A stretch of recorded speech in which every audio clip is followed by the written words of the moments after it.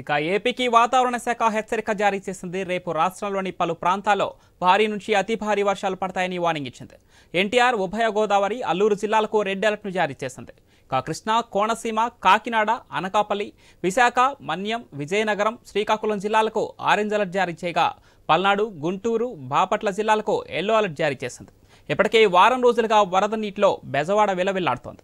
ఇప్పుడు భారీ వర్షం పడుతుందని చెబుతూ ఉండడంతో విజయవాడ జనం ఆందోళన చెందుతున్నారు. రైట్గా ఏపీకి వాతావరణ శాఖ హెచ్చరికలకు సంబంధించి మరిన్ని డీటెయిల్స్ మా deputy input editor Vasu live లో సిద్ధంగా ఉన్నారు. ఎస్ వాసు, పవన్ ఇప్పటికే ఏపీ అతలాకుతం అయిపోతుంది భారీ వర్షాలకు. విజయవాడ మొత్తం కూడా పరిస్థితి ఏ విధంగా మారింది మనం చూడొచ్చు. ఇప్పుడు కూడా విజయవాడ ప్రజలు బయటకు రాలేదు, వరద నుంచి బయటకు రాలేదు. ఇంకా 2-3 రోజులు పట్టే పరిస్థితి ఉంది. ఈ నేపథ్యంలో ఏపీకి మరో బంధం పొంచి ఉంది. వాతావరణ శాఖ హెచ్చరికల మేరకు ప్రస్తుతం కొనసాగుతున్న అల్పపీడనం సోమవారం నాటికి వాయుగుండంగా మారే అవకాశం ఉంది. దీంతో రేపు నుంచి భారీ నుంచి అతి భారీ వర్షాలు కురిసే అవకాశం ఉంది. ముఖ్యంగా ఎన్టీఆర్ జిల్లాకు భారీ నుంచి అతి భారీ వర్షాలు కురిసే అవకాశం ఉందని వాతావరణ శాఖ అయితే హెచ్చరించడం జరిగింది.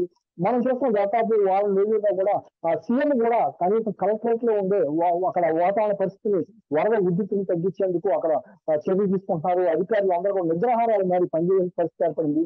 విశాఖలో హుదూత్ తుఫాన్ తర్వాత అంత స్థాయిలో విజయవాడను దిగుకొచ్చినటువంటి ఈ భారీ వర్షాలతో ఇప్పటికే ఆ విజయవాడ ప్రజలు మునిగిపోతున్నారు.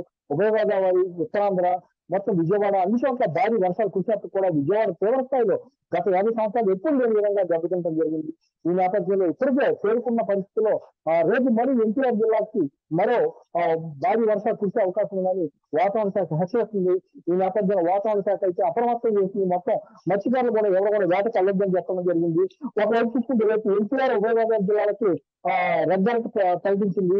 అదేవిధంగా కృష్ణా, కోనసీమ, కాకినాడ, అనకాపల్లి, విశాఖ, విజయనగరం, శ్రీకాకుళం, మండ్యం జిల్లాలకు ఆరెంజ్ అలర్ట్ ని ఎంటర్ చేసింది. అదేవిధంగా పల్నాడు, గుంటూరు, బాపట్ల జిల్లాలకు ఎల్లో అలర్ట్ ని హెచ్చరించింది. వారం రోజులుగా దాదాపు వారం రోజుల పైగా కూడా అక్కడ వరద ఉద్ధృతిని తగ్గించేందుకు అధికారులు పడుతున్న పార్టీ ఇంకా కూడా అవట్లేదు. బుడమేరుతున్నటువంటి గండి ఇప్పుడే పూర్తినప్పుడు కూడా ఇంకా భారీ ఎత్తున కూడా కొట్టాల్సిన అవసరం ఉంది. చాలా ప్రాంతాల్లో వరద నీరు వస్తుంది. కొన్ని ప్రాంతాల్లో అయితే వరద నీరు చేరుకున్నప్పుడు కూడా పారిశుద్ధ్యం చేరుకుపోయింది. ఆ పారిశుద్ధ్యం క్లీన్ చేసేందుకు అధికారులు శ్రమిస్తున్నప్పుడు కూడా మళ్ళీ రేపు ఎల్లుండా కూడా వర్షాలు అంటే అక్కడ ప్రజలు భయపడే పరిస్థితి ఏర్పడుతుంది. వాతావరణ శాఖ హెచ్చరికల మేరకు ప్రభుత్వ యంత్రాంగం కూడా అప్రమత్తమైంది. ఈసారి తూర్పుగోదావరి జిల్లాలో, ఉదయ గోదావరి జిల్లాలతో పాటు ఉత్తరాంధ్రలో కూడా భారీ వర్షాలు కురిసే అవకాశం ఉంది. మనం చూడొచ్చు ఇప్పటికే వర్షాలు విశాఖలో వర్షం మొదలైపోయింది. వాళ్ళు సాయంత్రం నుంచి మరింత ఉధృతంగా కూడా ఎక్కువ వర్షం కూడా కురిసే అవకాశం ఉందని వాతావరణ శాఖ చెప్పింది.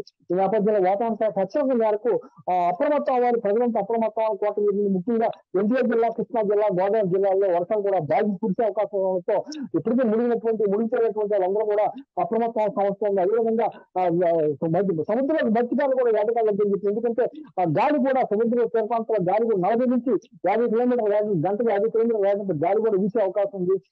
రేపటికైతే ఉధృతంగా వర్షం పడే అవకాశం ఉంది, భారీ వర్షాలు పడే అవకాశం ఉంది. అందువల్ల అంతా కూడా అప్రమత్తంగా సంవత్సరం చెప్పడంతో విశాఖ జిల్లా అయితే వాసు ఇప్పటికే బుడమేరుకు వచ్చిన వరదలతో విజయవాడ అయితే ఇప్పటికే అతలాకుతలమైంది. ఈ నేపథ్యంలోనే నాదెండ్ల మనోహర్ కూడా నిత్యావసర సరుకులు పంపిణీ చేయడానికి ఒక కార్యక్రమానికి అయితే శ్రీకారం చుట్టారు. ఈ నేపథ్యంలో మళ్లీ వర్షం పడే ఛాన్స్ ఉన్నట్టు వాతావరణ శాఖ ఇప్పటికే హెచ్చరికలు జారీ చేస్తుంది. నేడు ఎల్లో అలర్ట్, రేపు రెడ్ అలర్ట్ ను కూడా జారీ చేసే అవకాశం ఉన్నట్టు తెలుస్తుంది. ఈ నేపథ్యంలో ఆ చర్యలకు ఆటంకం కలగకుండా అధికారులు ఎలాంటి చర్యలు తీసుకోబోతున్నారు?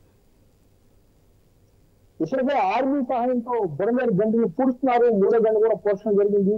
ఆ బుడమేరు నుంచి వరద ఉద్ధృతి తగ్గడంతో బెజవాడకు వరద ముప్పు తప్పిందని భావిస్తున్న నేపథ్యంలో మరోసారి ఈ వర్షాలు భారీగా రావడంతో ఆ ఎగువ ప్రాంతాల నుంచి వరద భారీగా తరలి వచ్చే అవకాశం ఉంది. మళ్ళీ కూడా బుడమేరుకి ఇదే విధంగా భారీ వరద ఎక్కువ క్యూసెక్కులు అంటే కెపాసిటీ కానీ ఎక్కువ క్యూసెక్కులు తరలి వస్తే మళ్ళీ బుడమేరుకి ఎటువంటి గండి పడుతున్నారు కూడా ఆందోళన చెందే పరిస్థితి కనిపిస్తుంది. ఇప్పటికే అష్టకష్టాలు పడి దాదాపు 4 రోజులుగా శ్రమించి వ్యవసాయ శాఖ మంత్రి అయితేనే లేక ఆర్మీ అయితేనే మొత్తం శ్రమించి అంతా కూడా చెక్ చేయడం జరిగింది. బుడమేరు గండి పోర్చడం జరిగింది. ఆ గంటల్ని మరింత ఎక్కువ చేసేందుకు 20 రేపు కూడా కృషి చేస్తామని ఆర్మీ అధికారులు చెప్పడం జరిగింది.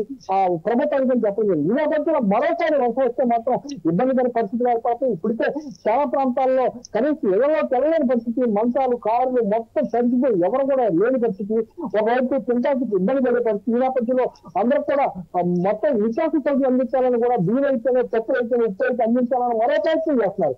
ఒకవైపు నిత్యావసర సరుకులు అందించేందుకు ప్రయత్నం చేస్తారు, మరోవైపు వరదను క్లీన్ చేస్తున్నారు, మరోవైపు పారిశుద్ధ్యం క్లీన్ చేస్తారు. అదేవిధంగా ఎటువంటి వ్యాధులు బారిన పడకుండా ప్రజల్లో కూడా మందులు అందించేందుకు, ఆరోగ్య శిబిరాలు నిర్వహించేందుకు కూడా చర్యలు తీసుకున్నారు. ఈ పరిస్థితుల్లో కోరుకున్న నేపథ్యంలో మరోసారి ఈ వరద వచ్చే అవకాశం ఉందని హెచ్చరిక చేస్తూ అంతా కూడా భయపడే పరిస్థితి ఏర్పడింది. రేపైతే భారీ వర్షాలు కురిసే అవకాశం అయితే ఉంది. పవన్.